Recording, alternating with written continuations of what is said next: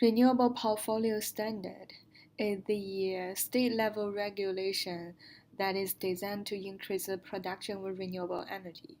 And the target of IPS is generally set up for renewable energy to reach a certain percentage of total energy production in a state.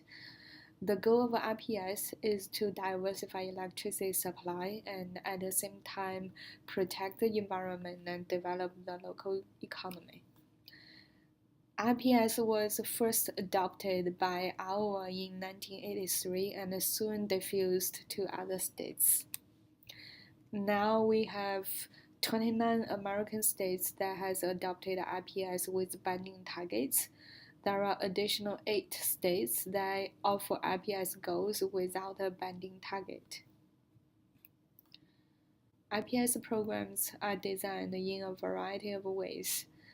The obligated party are typically the investor-owned utilities.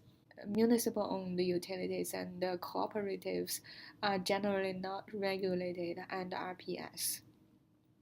Many of the state IPS programs consider wind, solar, biomass, and geothermal energy to be eligible for renewable energy, but in other places, when there is an alternative energy portfolio standard, they may also consider hydropower, nuclear, energy efficiency, and coal-firing to be eligible. Renewable energy certificate is the currency for the trading system within IPS. RECs can be set up for different tiers. RECs can also be set aside for solar so that solar energy can get higher premium. IPS programs are generally set up at a specific time period to reach a specific percentage target. For example, California requires 50% of renewable energy by the year 2030. Wisconsin requires only 10% of renewable energy by the year 2015. Some of the states may offer non-binding goals, while other states require penalty for non-compliance. Other components to IPS programs include if they want to set up multipliers for a certain type of renewable energy, if they set up carve-outs or set-asides for solar energy, if there's any cost cap or cost recovery mechanisms for investor-owned utilities. In general, IPS will set the main tier RECs for wind, solar, biomass, and geothermal. Others may set up a different tier for other renewables such as hydro and nuclear. Some of the states consider only renewable energy that is produced within the state border, while other states may accept renewable energy that is generated in another state. This chart illustrates IPS versus Alternative Energy Portfolio Standard.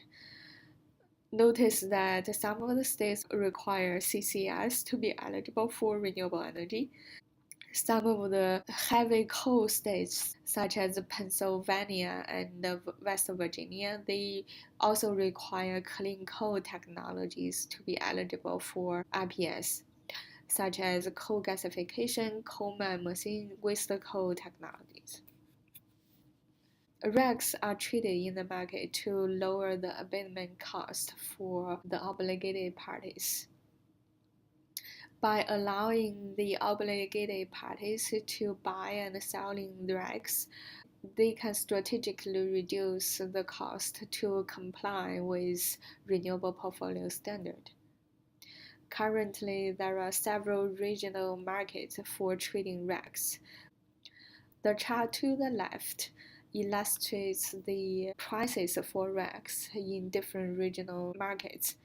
New England markets having higher RECs prices than other regional markets. The chart to the right illustrates the prices for solar RECs. And that's a relatively high price for RECs generated from solar energy. But in recent years, the prices for solar RECs goes down quickly. This indicates there can be a potential oversupply in the market for solar racks. Recent trends in IPS revisions include expansion from traditional renewable energy to more innovative renewable energy, such as waste-to-energy technologies, hydropower, biomass co-firing, and solar thermal technologies. The adoption of set-asides for solar racks is also popular among states because many states want to focus on developing solar energy by providing a higher price premium for solar set-asides. There's also a potential challenge to address the oversupply problem for solar racks and also address the problem of lack of long-term contract.